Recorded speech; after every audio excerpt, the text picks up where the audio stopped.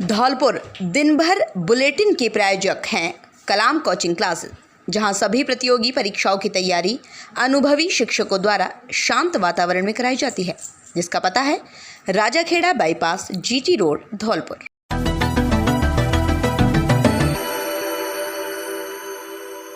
धौलपुर शहर के युवा एंटरप्रेन्योर मोहसिन खान को बिजनेसमेंट की ओर से मिला best emerging CEO of the year 2022 का अवार्ड। देश की पहली celebrity meet and greet company सेल्विस के फाउंडर हैं मोहसिन खान। सरमन जोशी, सलीम मर्चेंट, प्रेम चोपड़ा, डेजी शाह, मुग्धा गोडसे, सैफाली जरीवाला, सोफी चौधरी सहित अन्य स्टार्स हैं। सेल्विस पर मौजूद करण जौहर, करीना कपूर खान, गोविंदा, सनी लियोनी, सौम्या टंडन जैसे सेलिब्रिटी को सेल्विस के जरिए मिल चुका है ब्रांड एंडोर्समेंट। अभी हाल ही में बेंगलोर में बिजनेसमेंट की ओर से आयोजित किए गए एक अवार्ड फंक्शन में राजधानी जयपुर निवासी एवं पेशे से एंटरप्रेन्योर व प्रोड्यूसर मोहसिन खान को best emerging CEO of the year 2022 के टाइटल से नवाजा गया है। मोहसिन को यह अवार्ड सेलिब्रिटी मैनेजमेंट व ब्रांड मैनेजमेंट कैटेगरी के अंतर्गत उनके द्वारा किए गए बेहतरीन कार्य के लिए दिया गया है। गौरतलब है कि मोहसिन खान इससे पहले best youth entrepreneur India 2019, youth icon 2020 के सम्मान से भी नवाजे जा चुके हैं। अनवरुल हसन अन्नू सेल्विस के फाउंडर हैं और साथ ही एक सर्टिफाइड एक्टर भी हैं। अन्नू समय समय पर music video, album, web series में नजर आ चुके हैं। मोहसिन ने बताया कि उनकी कंपनी सेल्विस पर 5000 से ज़्यादा सेलिब्रिटीज व इन्फ्लुएंसर्स और 3 लाख से अधिक एक्टिव रजिस्टर्ड यूजर्स हैं। इस प्लेटफॉर्म पर personalised video message, meet and greet video call, direct message with brand shoutout, brand endorsement जैसी सर्विसेज उपलब्ध हैं। सेल्विस पर सरमन जोशी, सलीम मर्चेंट, प्रेम चोपड़ा, डेजी शाह, मुग्धा गोडसे, सैफाली जरीवाला, सोफी चौधरी, रितु फोगाट, क्रिकेटर राशिद खान जैसे सेलिब्रिटी मौजूद हैं। मोहसिन करण जौहर, करीना कपूर खान, गोविंदा, सनी लियोनी, सौम्या टंडन, राणा रसूद जैसे सेलिब्रिटीज को ब्रांड एंडोर्समेंट करवा चुके हैं।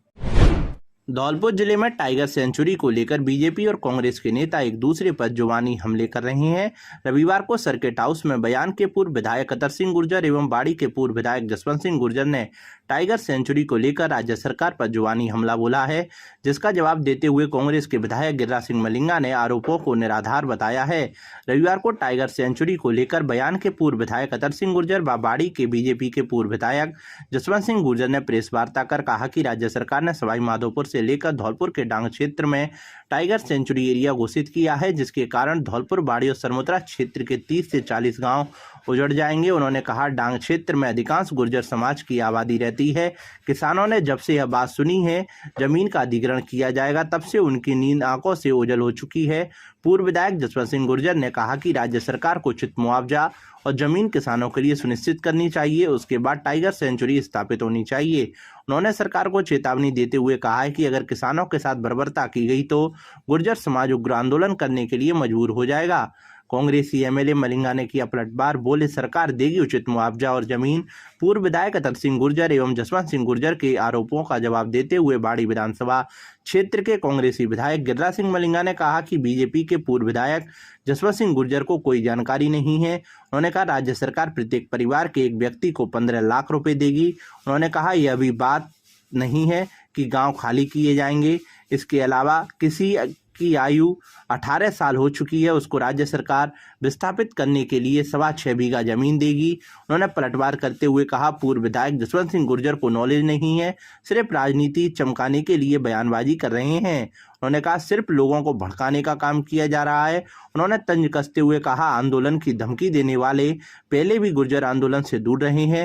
उन्होंने कहा, जिन लोगों के पास जमीन नहीं है उनको भी 6.25 बीघा जमीन के साथ जिसकी आयु 18 साल हो चुकी है, उसे 15 लाख राज्य सरकार बतौर मुआवजा देगी। उन्होंने आरोपों का खंडन करते हुए कहा है कि कोई भी गांव जबरदस्ती खाली नहीं कराया जाएगा। डांग क्षेत्र के ग्रामीण स्वेच्छा से विस्थापित दूसरे स्थान पर हो सकते हैं। में गांव जा रहे हैं कि पूरा प्रकरण क्या है? पूरा प्रकरण ये है जो गांव जा रहे हैं, जो सेंचुरी बन रही है आपकी शहर सवाई माधोपुर से लेकर ना धौलपुर तक बनने की, वहां में क्या है कि मैंने वीडियो देखी आज वो आप कह रहे थे कि पूरे विधायक जी कह रहे थे, तो पूरे विधायक जी की जगह कोई नॉलेज तैयारी वो जानते थे नहीं, कोई तैयारी करते नहीं। ये तो सिर्फ एक राजनीति चमकाने वाले लोग हैं। बात ये है कि एक व्यक्ति, एक परिवार, हर व्यक्ति को 15 लाख रुपए मिलेंगे। उसमें ये भी कोई जबरदस्ती नहीं है कि अपना गांव वो खाली करे। वो अगर राजी से अगर अपना गांव जबरदस्ती गांव खाली करेगा। दूसरे नंबर की बात है कि हर व्यक्ति को 15 लाख रुपए मिलेंगे। जैसे जो 18 साल का एक भी आदमी है उसको 15 लाख रुपए मिलेंगे। जिसके पास जमीन है या नहीं है उसको 6.25 बीघे जमीन सरकार देगी, दूसरी जगह इनके शिफ्ट करेगी। तो एक आदमी को 6.25 बीघा जमीन देगी। मान कर चलो कि जैसे कि आपके 4 बच्चे हैं और 4 बच्चे में आप पति पत्नी हो गए, तो आपके बच्चों की शादी हो गई या 18 साल से ऊपर की ज्यादा उम्र उनकी शादी भी हो या नहीं भई हो, तो उनको हर व्यक्ति को 15 लाख रुपए मिलेंगे, हर व्यक्ति को।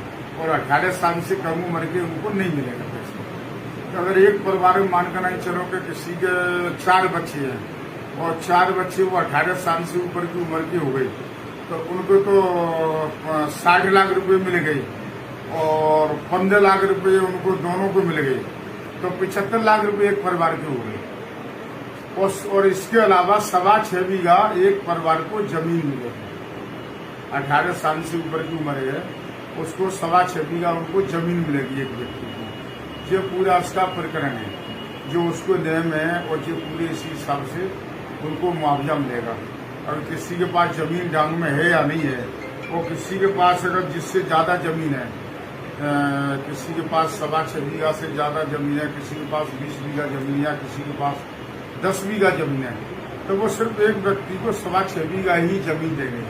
और अगर एक परिवार की अगर जमीन अगर लगा हो आप कहीं भी, एक आध परिवार की तो मैं कह नहीं सकता हूँ, तो हो सकते हैं किसी पर ज्यादा प्रॉपर्टी हो, उसके कम बच्चे हों तो उसमें जमीन हो सकता है। और इससे ज्यादा कहीं भी एवरेज है भी नहीं। आप डांग में देख लो, चाहे इधर के एरिया में देख लो, तो एक परिवार में 6.25 बीघा से जमीन ज्यादा कोई एक आध परिवार ही लेकर रहे गाँव में, तो वो ज्यादा जमीन लेकर है नहीं। तो इन लोगों को क्या है कि ज्यादा नॉलेज है नहीं और सिर्फ अपनी राजनीति चमकाने के लिए और लोगों को खुश करने के लिए और अफवाह फैलाने के लिए कि आपके गांव खाली हो रहे हैं, हम ईंट बजा देंगे और हम गुजर आंदोलन से भी ज्यादा बड़ा आंदोलन कर देंगे खड़ा। ठीक है ना। इन्होंने गुजर आंदोलन में कितना बड़ा आंदोलन करा वो दुनिया को पता है। तो ये कहीं भी एक शब्द बोलते नहीं, कोई आंदोलन करते नहीं है। तो ये सिर्फ लोगों को भोले भाले लोग हैं बेचारे डांग के, उनको बरगलाने के अलावा इन लोगों के पास कोई काम नहीं है। एक प्रश्न और पैदा हो रहा है विधायक जी कि जिनके पास जमीन नहीं होगी, क्या उनको जो भूमिहीन है, जो लोग सेंचुरी में आएंगे, क्या उनको जमीन देगी सरकार? जिनके पास जमीन नहीं है भला एक पूर्ण भी, उनको भी सरकार 6.25 बीघा जमीन देगी और 15 लाख रुपये 18 साल से ऊपर का कोई भी व्यक्ति, उसको हर व्यक्ति को 15 लाख रुपये मिलेंगे। हर व्यक्ति को 15 लाख रुपये मिलेगा। 18 साल से ऊपर की ज्यादा उम्र है, 18 साल से ही लागू हो जाता है, तो उनको 15 लाख रुपये मिलेंगे और 6.25 बीघा जमीन मिलेगी। उसके पास जमीन है या नहीं है, और कोई भी काम जबरदस्ती खाली नहीं कराया जाएगा। वो अपनी सुरक्षा पे जाएंगे जब ही होंगे।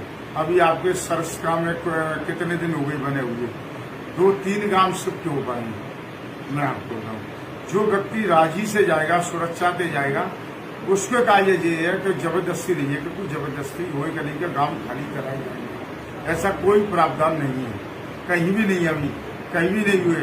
आपके सवाई माधोपुर में कितने पुरानी है रणथंबुर वाला, अभी वो भी गांव खाली नहीं हुए, कहीं भी नहीं है। जो आप सुरक्षा पे जाना चाहते हैं वो लोग जाए। धन्यवाद विधायक जी। तो पूरे हो जाएंगे। हाँ सर। अभ्यारण्य के क्षेत्र को बड़ा करने के साथ ही बहुत गांवों को, किसानों को विस्थापित करने का योजना सरकार की आई है। आम किसान ये समझ नहीं पा रहा है कि उसको किस तरह विस्थापित किया जाएगा और उनको कहाँ वैकल्पिक व्यवस्था दी जाएगी।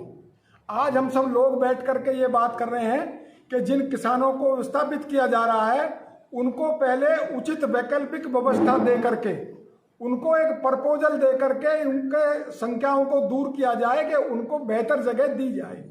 ये सरकार की जिम्मेदारी है। इस बात को हम आपके बीच में कहने के लिए आए। सबसे पहला इशू तो ये है कि 99% गुर्जर ही बसे हुए हैं डांग क्षेत्र में। उनकी अखबार के माध्यम से पता लगे कि इनको यहाँ से सेंचुरी के नाम पर उनको वहाँ से हटाया जा रहा है। कड़ी भाषा में हो सकता है किसान बेचारे विस्थापित को नहीं समझिए। जहाँ तक अभी अतर सिंह जी ने बात कही है कि किसान समझ नहीं पा रहा है, इतनी समझ नहीं है, तो के हितकाय में हित अनहित पशु पक्षी जाना, पशु और पक्षी हित और अनहित को जानते हैं। तो डांग का आदमी पढ़ा लिखा भले ही नहीं है, लेकिन एक एक चीज जानता है कि हमारा हित काय में है और अहित काय में है। तो ये कम से कम नहीं तो 30-40 गांवों को विस्थापित ये करेंगे। अभी माननीय पूर्व विधायक जी ने कहा है कि अभी से उनकी नींद उड़ गई है, खाना अच्छा नहीं लग रहा है। जब उन्हें ये सूचना मिली है तो कम से कम सरकार इसको गुप्त क्यों रख रही है? प्रशासन के माध्यम से, अखबार के माध्यम से कम सरकार आश्वस्त करे इस बात के लिए कि आपको विस्थापित करेंगे तो उससे अच्छी वैकल्पिक व्यवस्था आपको हम देंगे, आपके रहने के भी, आपको उचित मुआवजा भी आपको मिलेगा। अब एक समस्या ये पैदा होती है डांग में कि डांग में 4 बीघा अगर जमीन खाते की है तो 40 बीघा जमीन गैर खाते की भी वो कर रहे हैं, उनका मुआवजा मिलेगा नहीं। समझ रहे हो मेरी बात को आप?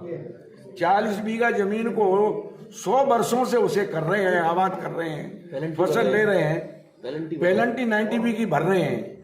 तो इसको लेके चिंतित है कि हमें पैसा भी नहीं मिलेगा और हमसे जमीन भी ले ली जाएगी और मुआवजा 4 बीघा का मिलेगा और जाएगी हमारी 60 बीघा। ये एक चिंता का विषय है। अब उनके कहाँ विस्थापित करेंगे? ये पूरे इलाके को घेर रहे हैं। मैंने तो ये सुना है कि सीधी ये 8 मील से जो रास्ता गई है सड़क सरमथरा के लिए, लेफ्ट हैंड का जितना भी गांव आता है, जिसमें रुदेरा पंचायत है, कुदिन्ना पंचायत है, शेवरपाली पंचायत है, बसईडांग नीचे की पंचायत है, बरपुरा पंचायत है, कुदिन्ना पंचायत है, इसमें 95% गुर्जर निवास करता है पूरा। और एकमात्र उनका साधन पशुधन है। अब ये पशुधन कैसे पालेंगे? पूरा जंगल जा रहा है, पूरी खेती जा रही है, घर पूरा जा रहा है, जो हजारों वर्ष से बसे हुए हैं। तो आखिर हमको आश्वस्त सरकार करे, अन्यथा मजबूर होके ये उन लोगों को आंदोलन करना पड़ेगा, उसके परिणाम कुछ भी निकले। सरकार को हम आपके माध्यम से ये कहना चाह रहे हैं कि हमें ये बताया जाए कि आखिर आपको विस्थापित करके यहाँ से तो सेंचुरी बनेगी और विस्थापित करके आपके लिए ये व्यवस्था हम देंगे ताकि हमें संतोष हो। एक बात। दूसरी, 2019 में इसी तरह की बाढ़ आई, परेशानियां आई, बाजरा चला गया, आज तक 1 पैसे का मुआवजा नहीं मिला। बारिश अब तक हुई है, जो एक रिकॉर्ड है उससे टोटल बाजरा कट गया, वो खत्म, फसल कड़ी थी वो खत्म। और दुर्भाग्य से उन्हीं बेचारे किसानों को जिनको विस्थापित करने की सरकार बात कर रही है, उन्हीं की पूरी चम्मल बाजरे को ले गई। आखिर मुआवजा सरकार कब देगी, ये भी इसमें मैं जोड़ना चाहता हूं आपके माध्यम से कि सरकार मुआवजा दे, उनके लिए हैंड टू माउथ है। एक तो पशुओं का चारा गया जो उनका मेन रोजगार था, पशु का कैसे पालन करें साहब? एक खाने के लिए बाजरा नहीं है, गेहूं बहुत कम होता है वहां। ये हमारी मांगे हैं। और फिर मैं एक बार पुनः कहना चाहता हूं कि इसको सरकार भी हल्के में नहीं ले। ये केवल बाड़ी की समस्या नहीं है, ये समस्या पूरे राजस्थान की बनेगी और राजस्थान की हम बना के छोड़ेंगे अगर गुर्जरों के साथ इस तरह का विस्थापित करके अन्याय किया जाता है तो। चाहे उसकी कितनी से बड़ी कुर्बानी देनी पड़े, और सरकार हमारी कुर्बानी देख चुकी है, परिणाम कुछ भी निकले वो अलग बात है। लेकिन आंदोलन करेंगे तो गुर्जर आंदोलन जो हुआ है उससे कई गुना ज्यादा ये आंदोलन होगा, ये आपको मैं निवेदन कर दूं। चाहे कितने लोग मर जाएं, कुछ भी हो जाए, लेकिन इस तरह से बैठे नहीं रहेंगे क्योंकि बचाई क्या है साहब, रह क्या गया? जब जमीन चली गई, मकान चला गया, सब कुछ चला गया, तो आखिर जाएंगे कैसे? तो या तो सुसाइड करें या सरकार की गोली से मरे। तो मेरा तो आपके माध्यम से निवेदन है, सरकार गंभीरता से ले और हमें बताया जाए प्रशासन के द्वारा, सरकार के द्वारा, कि भाई आपकी वैकल्पिक व्यवस्था ये है, आप टेंशन में नहीं रहें, अपने किसानों को समझाएं कि आपको इस तरह की विपत्ति और आपत्ति कतई नहीं आने देंगे, अन्यथा हम बहुत बड़ा आंदोलन करेंगे, जिससे समस्त गुजरे से राजस्थान का जितना भी है, हम उस राजस्थान लेवल पे इसको ले जाएंगे, जिसको सरकार को आने वाले चुनावों में परिणाम भुगतने पड़ेंगे। धौलपुर जिले में डकैतों के खिलाफ डीएसटी द्वारा चलाए जा रहे सर्च ऑपरेशन के दौरान कंचनपुर और डीएसटी को बड़ी सफलता हासिल हुई है।